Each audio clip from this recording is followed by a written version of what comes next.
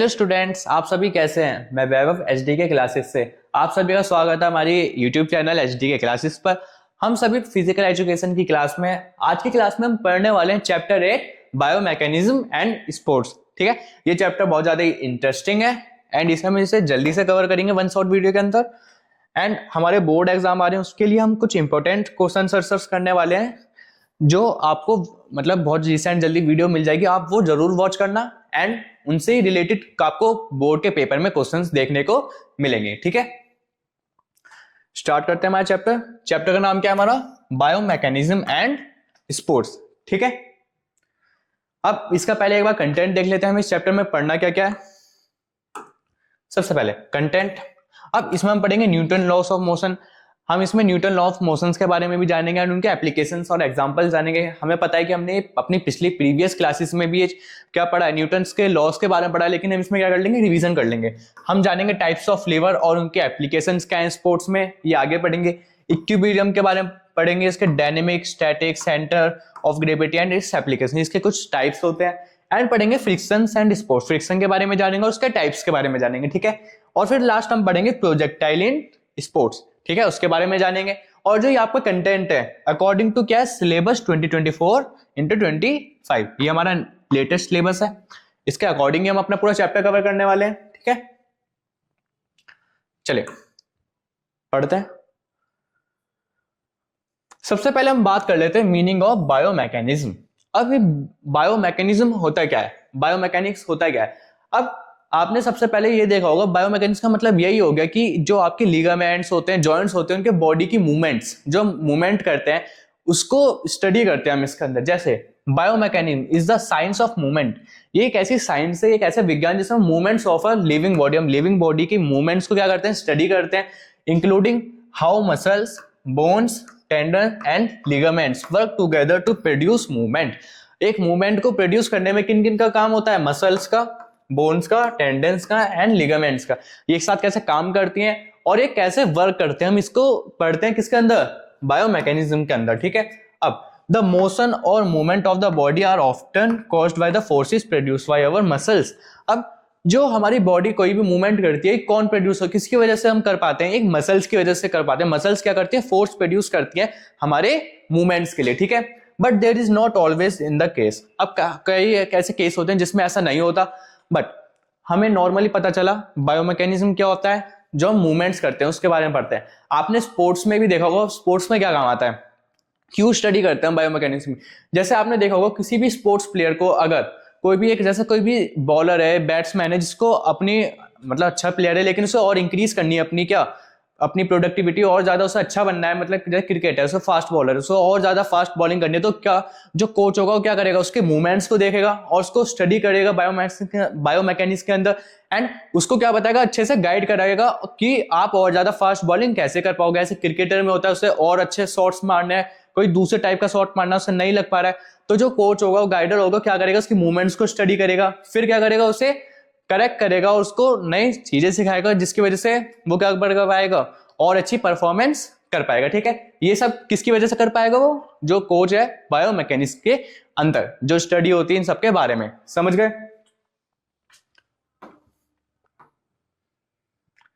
अब हम किसके बारे में पढ़ने वाले हैं, Newton's law of motion, Newton's के लॉ ऑफ मोशन के बारे में जानेंगे। ठीक है, सबसे पहले बात कर लेते हैं न्यूटन्स लॉ होता ही क्या है। Newton law of motion are the set of 3 fundamental laws. हम इसके अंदर क्या पढ़ने वाले हैं, 3 फंडामेंटल लॉज पढ़ने वाले, that describe the relationship between, ये किसके बीच में रिलेशनशिप दिखाएगा, ऑब्जेक्ट के बीच में और फोर्स एक्टिंग अपॉन इट। एक तो ऑब्जेक्ट और जो फोर्स उस पर लगने वाली है उस पर क्या रिलेशनशिप है, इसमें हम ये पढ़ेंगे। ठीक है, बात करते हैं सबसे पहले के लॉ के बारे में।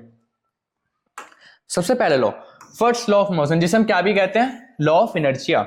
अब ये लॉ आपको जैसे कि पता है कि किसी भी एक, जैसे कोई एक ऑब्जेक्ट है, अगर वो कांस्टेंट मतलब रेस्ट पे, तो रेस्ट पे रहती है, अगर उस पर कोई फोर्स अप्लाई होती है तो वो सेम स्पीड से सेम डायरेक्शन पे क्या करती है, वो मूव करती है। ठीक है, यही लिखा है, the first law state that an object at rest will remain at rest.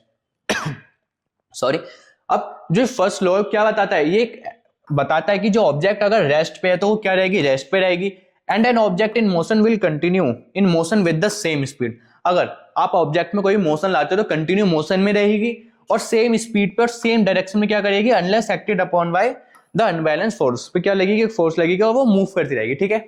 This concept is also known as the law of inertia, इसी कंसेप्ट को हम क्या कहते हैं, लॉ ऑफ इनर्शिया भी कहते हैं, ठीक है।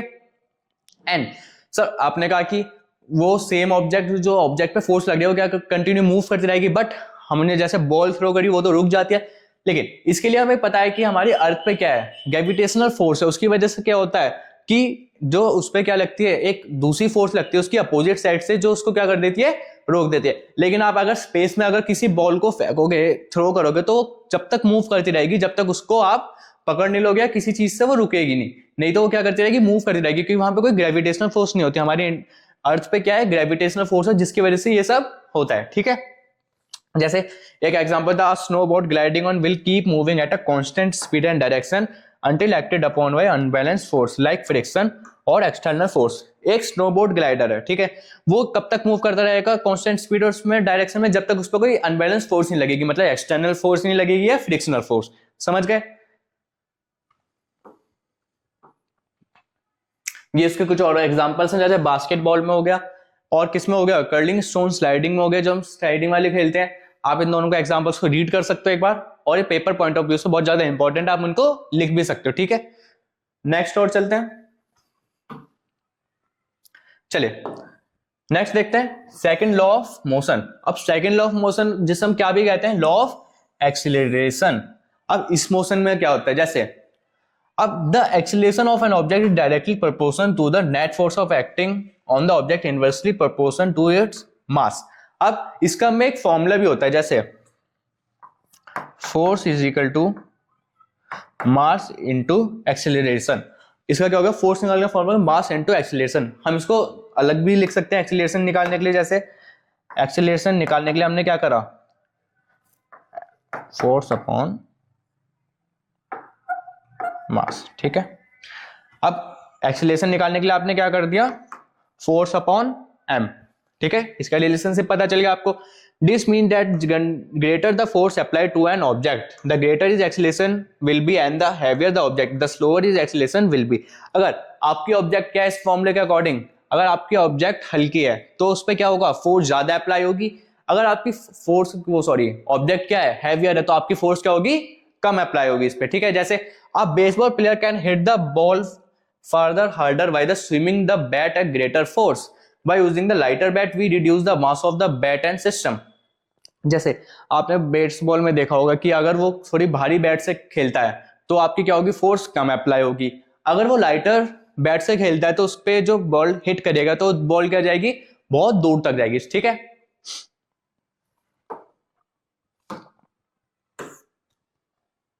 इसके दो एग्जांपल और हैं, आप देख सकते हो, रीड कर सकते हैं।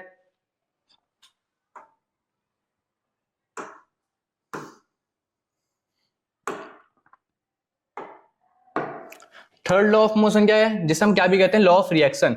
इसमें क्या होता है, जैसे एक हमारी क्या है, ये दीवार है, ठीक है, यहाँ पे एक बॉल है, हमने क्या करी, थ्रो करी, तो जिस स्पीड से हमने जिस एंगल से और जिस डायरेक्शन में करा, उसी को अगर हम थ्रो करते हैं जिस स्पीड से, तो वो उसी रिएक्शन क्या करिए, अपोजिट रिएक्शन से उसी स्पीड से वापस आएगी हमारे पास, मतलब इक्वल रिएक्शन होगा। जैसे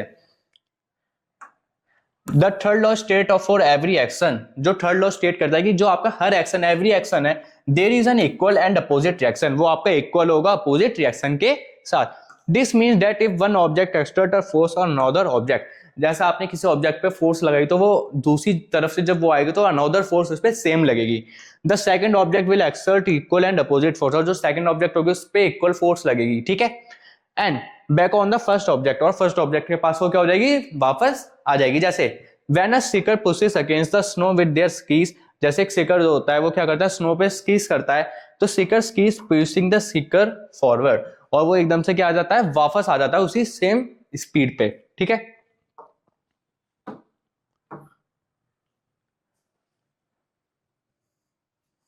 अब हम बात करते हैं लीवर्स एंड देयर की एप्लीकेशन। अभी लीवर एंड देयर एप्स होते क्या है, अब हमारे बॉडीज में कई तरह के 3 लीवर्स होते हैं, जैसे हैंड्स हो गए, लेग्स हो गया, स्कल हो गया, ये हमारे कुछ लीवर्स होते हैं। जैसे lever in our body are formed from bones, जो लीवर होते हैं ना, ये कई चीजों से मिलकर बनते हैं हमारी बॉडी में, जैसे bones, joints and muscles. Bones क्या हो गई, बोन्स को, क्योंकि जो लीवर्स होते हैं क्या होते हैं, बिल्कुल एक रिगिड सिस्टम चाहिए होता है बिल्कुल, ठीक है। A lever consists of the following, और लीवर के अंदर क्या क्या होता है, जैसे अ रिगिड स्ट्रक्चर, उसको क्या चाहिए, लीवर को एक रिगिड स्ट्रक्चर चाहिए, जो हमारा कौन दे सकता है, बोन दे सकता है, ठीक है, मजबूत होती है। A force is acting upon it, उस पर एक फोर्स क्या करनी चाहिए, एक्ट करनी चाहिए, जिससे वो प्रोड्यूस कर सके। फोर्स हमारे यहाँ कौन प्रोड्यूस करता है, मसल्स प्रोड्यूस करती हैं लीवर को यूज करने के लिए। और अ टर्निंग मूवमेंट, मूवमेंट के लिए हम किसको यूज कर सकते हैं, एंगुलर मोशंस को, ओके। एक फलक्रम भी चाहिए हमें, विच हैज फिक्स्ड पॉइंट, जो एक फिक्स्ड पॉइंट बनाए रखता है हमारे सारे जॉइंट्स को, कौन मूव करवाने की मदद करता है मसल्स को, कौन, जॉइंट, ठीक है। अब एक आता है लोड और resistance, that is placed on the rigid structure, जो किस पे प्लेस होता है, रिगिड स्ट्रक्चर पे प्लेस होता है लोड या weight of the body part being moved and anything that is carrying, जिसका आप पे जैसे बॉडी वेट है जिस पे टिका हुआ है, इसको हम क्या बोलते हैं, लोड। इसको क्या चाहिए, रेजिस्टेंस और लोड चाहिए, जो प्लेस होगा किस पे, रिगिड सिस्टम पे, जिसको हम क्या बोलते हैं, लीवर्स, ठीक है। अब बात करते हैं कि कई तरीके के टाइप्स होते हैं। फर्स्ट, अभी ये भी 3 तरीके के होते हैं, first class liver, second class lever and third class lever, ठीक है।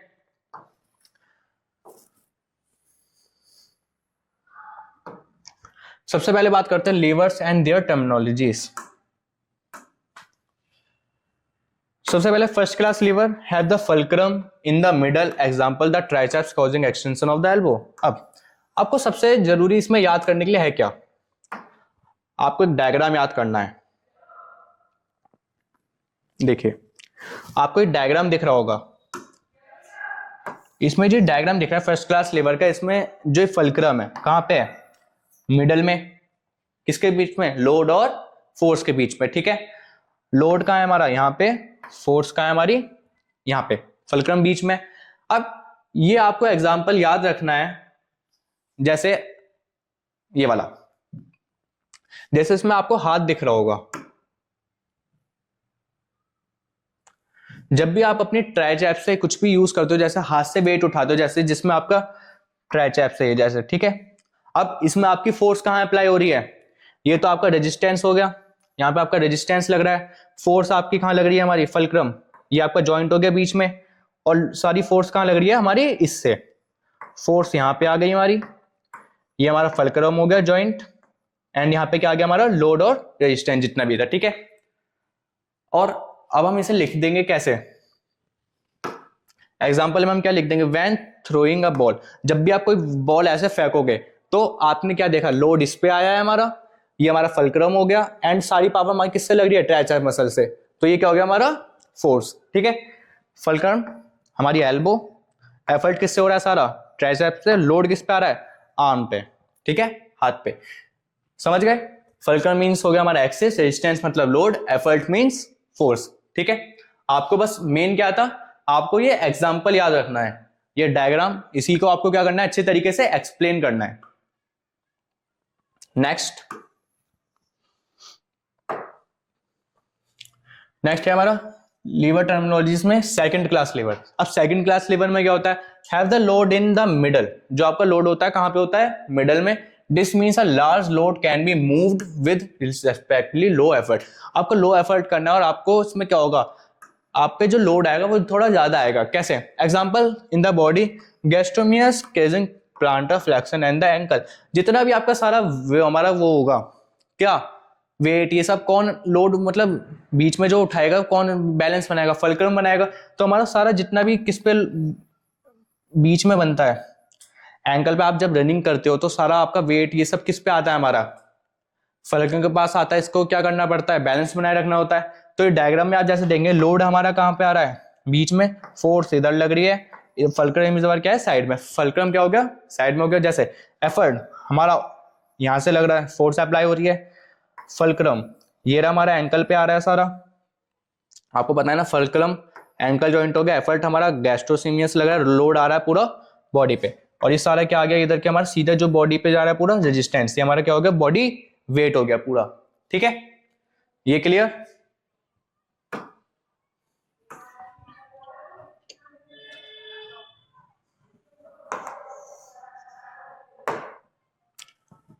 थर्ड क्लास लीवर के बारे में बात करते हैं। इसमें क्या होता है, have the effort in the middle, जो आपका एफर्ट है सारा कहां पे है, मिडल में। This means there can produce a large range of movement with relatively low effort, आपको उसमें क्या करना है, लार्ज आपकी मूवमेंट्स हो रही है, जैसे एग्जांपल आप बाइसेप्स कर रहे हो, बॉडी बाइसेप्स फ्लेक्स कर रहे हो, आपके एल्बो क्या होगी, पूरा उसका काम होना है। जैसे आप बाइसेप्स कर रहे हो तो आपका एफर्ट कहाँ रहा है सारा, यहाँ पे जॉइंट हमारा कहाँ रहा है, फल्क्रम, रेजिस्टेंस हमारा सारा वेट किस पे है, इस पे, आर्म्स पे। तो फल्क्रम क्या आ गया आपका, यहाँ पे आ गया मिड में। फोर्स आपका कौन अप्लाई कर रहा है, पूरा ये, ठीक है। एंड लोड कहाँ आ रहा है आपका, साइड में आर्म पे लोड आ रहा है, फोर आर्म्स आपके क्या कर रहे हैं, फोर्स प्रोड्यूस कर रहे हैं, एंड ये आपका क्या हो गया हमारा, रेजिस्टेंस, ठीक है, समझ गए। फल्क्रम हमारा एल्बो जॉइंट हो गया, एफर्ट किससे लग रहा है, पूरा बाइसेप्स से लग रहा है, एंड लोड किस पे आ रहा है, पूरा आर्म और वेट पे, ठीक है, क्लियर। आपको डायग्राम याद रखना है, बस आपको इसको क्या करना है, एक्सप्लेन करना है अच्छे से, ठीक है।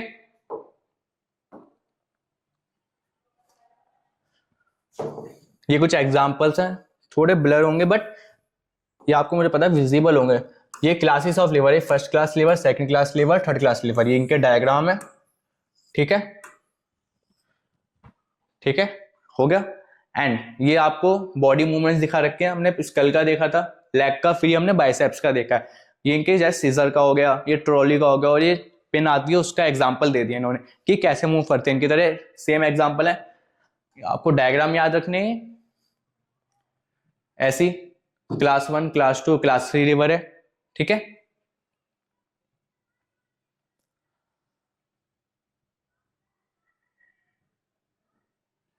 अब बात करते हैं किसके बारे में, इक्विलिब्रियम के बारे में। अब इक्विलिब्रियम क्या होता है, सेंटर ऑफ ग्रेविटी क्या होती है, एंड इसके एप्लीकेशंस क्या है हमारे स्पोर्ट्स के अंदर, ठीक है।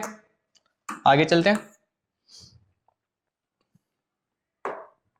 सबसे पहले मीनिंग ऑफ इक्विलिब्रियम के बारे में जानते हैं। इक्विलिब्रियम होता क्या है, इक्विलिब्रियम का आपको मतलब ही पता है कि हम किसी को क्या कर पा रहे हैं, बैलेंस चीज कर पा रहे हैं। जैसे ये पेन है, मैं आपको उसको अपने फिंगर पे बैलेंस कर पा रहा हूं, तो ये क्या है, प्योर इक्विलिब्रियम। अगर मैं इसे थोड़ा सा भी सेट करता हूं, क्या होगा, नीचे गिरेगा, तो इक्विलिब्रियम स्टेट में नहीं है। इसी को हमें पढ़ना है, equilibrium can be defined as a state of balance. हम इसको कैसे डिफाइन करते हैं, इसको हम डिफाइन करते हैं कैसे, state of balance among forces acting with in upon over body, जो हम पे फोर्स अप्लाई हो रही है हमारी किस पे, बॉडी पे, ठीक है। इन अदर वर्ड्स में कहें कि it is a state in which all influences, जितनी भी इन्फ्लुएंसेस लग रही है हमारी फोर्सेस, आर कैंसिल्ड और काउंटर बैलेंस में कैंसिल होती है, काउंटर बैलेंस होती है बाय ईच अदर। एग्जांपल है sum of all opposite forces acting on its zero, जितनी सारी फोर्सेस हैं क्या हो जाती हैं, जीरो हो जाती हैं।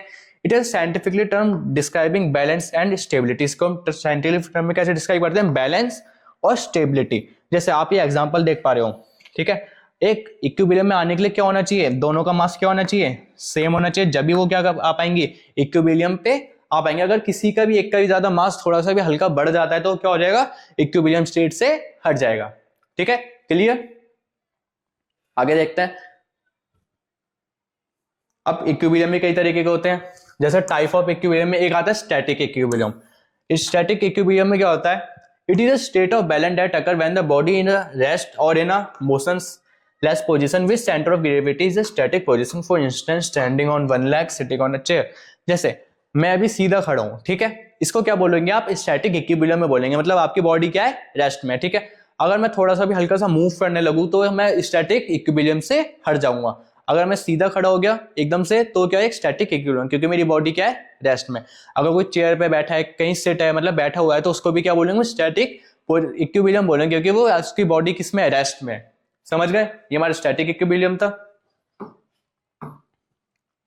एक आता है डायनामिक इक्विलिब्रियम। इसमें क्या होता है, it is a state of balance all applied force acting on a moving body in simple when the moving body stable balance such that it result in movement with unchanging speed and direction, then the body is said to be dynamic equilibrium. जैसे कोई जैसे sports person, कोई भी normal person है, वो क्या कर रहा है, रनिंग कर रहा है, वॉकिंग कर रहा है, उसको क्या बोलेंगे हम, डायनेमिक इक्विलिब्रियम बोलेंगे, क्योंकि उसकी बॉडी इसमें क्या कर रही है, मूवमेंट कर रही है।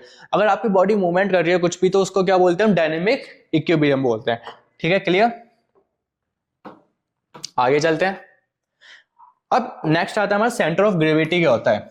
अब सेंटर ऑफ ग्रेविटी हमारे बॉडी के अंदर भी होती है, कि हमारे यहाँ सेंटर ऑफ ग्रेविटी है क्या, centre of gravity of a body is imaginary point. ये क्या होता है कि इमेजिनरी पॉइंट है, ठीक है, around which the body of the object is balance, जिससे हमारी बॉडी क्या हो पाती है, बैलेंस रहती है, ठीक है। In human beings the centre of gravity can be simplify considered as the centre of weight. हम इसलिए ह्यूमन बींग्स में सेंटर ऑफ वेट, जो भी हमारी पूरी बॉडी का सेंटर ऑफ वेट होता है, हम उसको क्या मानते हैं, हमारा ग्रेविटी पॉइंट मानते हैं। अब ये हर केस में क्या होती है, चेंज होती रहती है, ठीक है। जैसे आप ये डायग्राम देख पा रहे हो, इसमें अगर कोई स्टैंड है तो उसका ग्रेविटी पॉइंट कहाँ है, सेंटर ऑफ ग्रेविटी है। अगर उसने अपने हाथ ऊपर कर लिए, ठीक है, तो उसका सेंटर ऑफ ग्रेविटी पॉइंट कहाँ चला गया, ऊपर की तरफ चला गया। अगर उसने अपनी बॉडी को क्या कर लिया, डाउन कर लिया, नीचे झुका लिया, तो उसका सेंटर ऑफ ग्रेविटी कहाँ गया, थोड़ा नीचे आ गया, ठीक है। देखा आपने इस, और ये हमारे लिए इंपॉर्टेंट क्यों है ये भी पढ़ते हैं। The knowledge of centre of gravity is very important in sports, ये स्पोर्ट्स में बहुत ज्यादा इंपॉर्टेंट है पढ़ना। एंड फॉर स्पोर्ट्स पर्सन, किसके लिए, स्पोर्ट्स पर्सन के लिए, ठीक है। It is necessary for better skills in sport, इसकी वजह से इनकी इंपॉर्टेंस इसलिए है क्योंकि इसकी वजह से आपकी स्किल्स क्या हो सकती है, इंप्रूवमेंट हो सकती है, किसकी वजह से, सेंटर ऑफ ग्रेविटी की वजह से, समझ गए। और ज्यादा आप क्या कर पाएंगे अच्छे से, अब क्या कर पाएंगे, खेल पाएंगे अपने गेम्स में, ठीक है।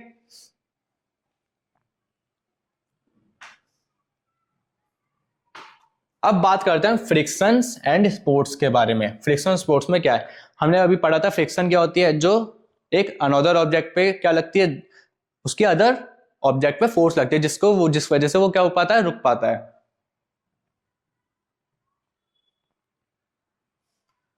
बात करते हैं मीनिंग ऑफ फ्रिक्शंस के बारे में, सबसे पहले पढ़ते हैं। Friction is a force that acts parallel to surface. अब फ्रिक्शन क्या होगी, एक ऐसी फोर्स होगी जो पैरेलली सरफेसिस पे क्या करती है, वर्क करते हैं। इन अदर वर्ड्स में क्या है, it is a force that resist the movement. हम इसे ये भी कह सकते हैं जो मूवमेंट को क्या करती है, रेसिस्ट करती है, मतलब रोकती है उस मूवमेंट को, उसको हम क्या बोलते हैं, friction. Friction works in opposite direction, जो फ्रिक्शन होती है अपोजिट डायरेक्शन पे वर्क करती है of the moving object, resulting in a slowing down that moving object. जिसका रिजल्ट क्या निकल के आता है, उसकी वजह से जो ऑब्जेक्ट मूविंग थी वो क्या हो जाएगी, धीरे धीरे स्लो होने लगती है, ठीक है। अगर रफ सरफेस है तो जो फ्रिक्शन होगी मोर प्रोड्यूस होगी। अगर आपका क्या स्मूथ सरफेस है तो जो फ्रिक्शन है आपकी लेस क्या होगी, लेस प्रोड्यूस होगी, ठीक है। जैसा आप ये मैच देख पा रहे हो, अगर ये हिट कर रहा है तो फ्रिक्शन की वजह से कहीं ना कहीं तो बॉल क्या होगी, धीरे होगी और रुकेगी बॉल, समझ गए, इजीली समझ आ गया हमें फ्रिक्शन। स्टैट, अब इसके टाइप्स पढ़ लेते हैं। इसका नेक्स्ट टाइप कौन सा है, सबसे पहला टाइप स्टैटिक फ्रिक्शन। अब स्टैटिक फ्रिक्शन क्या होती है, static friction is friction that exist force an object starts to slide. अब इसमें आप देख पा रहे हो कि जो ऑब्जेक्ट है बहुत ज्यादा क्या है, हैवियर है, इसमें वो फोर्स लगा रहा है, फ्रिक्शन लगा रहा है, लेकिन ये जो बॉक्स है क्या नहीं हो पा रहा, मूव नहीं हो पा रहा। जैसे हमारी अलमारी हो गई, बड़े बड़े बॉक्सेस हो गए या कंटेनर्स हो गए, हम इसको क्या करते हैं, फोर्स लगाते हैं, लेकिन वो नहीं हो पाता क्योंकि इस पर क्या लग रही है, फ्रिक्शन लग रही है बहुत ज्यादा, जिसकी वजह से हम क्या नहीं हो पा रहा, वो मूव नहीं हो पा रहा। इसलिए हम क्या बोलते हैं, स्टैटिक फ्रिक्शन बोलते हैं, जो एक ही जगह रहता है हमारा। एक हमारी होती है स्लाइडिंग फ्रिक्शन। स्लाइडिंग फ्रिक्शन में क्या होता है, sliding friction it is a friction that created when the object starts to slide. ये फ्रिक्शन कब लगती है, जब कोई ऑब्जेक्ट स्लाइड होने लगती है, जैसे स्नो बोर्ड है तो इसमें क्या होगी, यहाँ पे फोर्स लगेगी, ये स्लाइड हो रही है धीरे धीरे, लेकिन इस पे धीरे धीरे क्या भी लग रही है, फ्रिक्शन भी लग रही है, ठीक है। वो आगे जाके क्या होगी, धीरे धीरे स्लो डाउन हो जाएगी।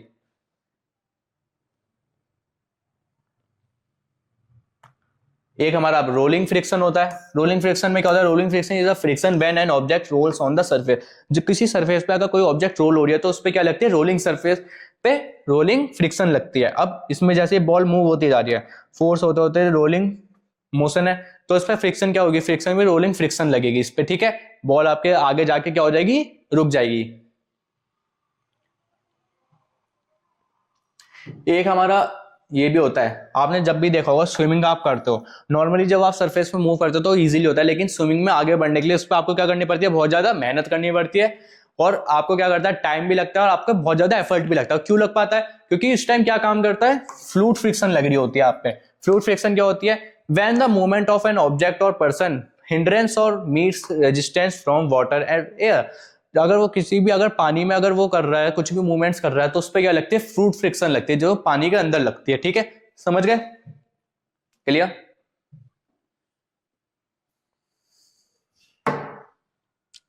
नेक्स्ट क्या है हमारा, प्रोजेक्टाइल इन स्पोर्ट्स। अब प्रोजेक्टाइल इन स्पोर्ट्स क्या होता है, अब प्रोजेक्टाइल इन स्पोर्ट्स में हमें ये बस नॉर्मली ये पता होना चाहिए, प्रोजेक्टाइल का मतलब है कि हम बॉल को अगर थ्रो कर रहे हैं तो थ्रो किस एंगल में कर रहे हैं, कैसे थ्रो कर रहे हैं, हर चीज को पता होना चाहिए कि हमें कैसे क्या थ्रो करना होता है। बस हमें यही जानना है, प्रोजेक्टाइल का मतलब यही है कि आप बॉल को थ्रो कैसे कर रहे हो, ठीक है।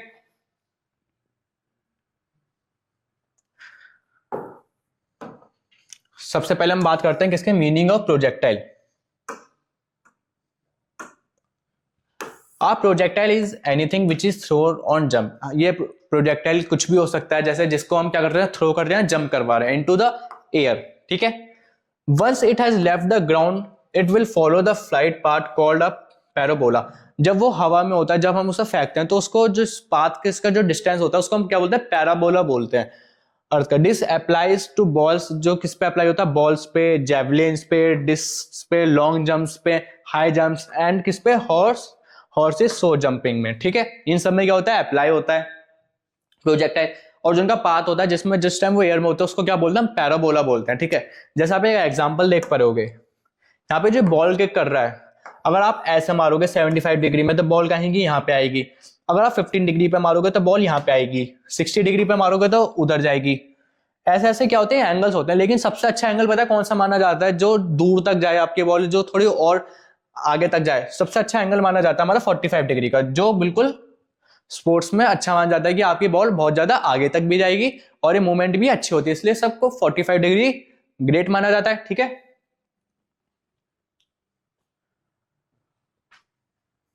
अब प्रोजेक्टाइल का स्पोर्ट्स में क्या काम है देखते हैं। ड्यूरिंग प्रैक्टिस जेवलिन थ्रो, अगर आप जेवलिन थ्रो कर रहे हो उसमें आपका बहुत ज्यादा काम आता है।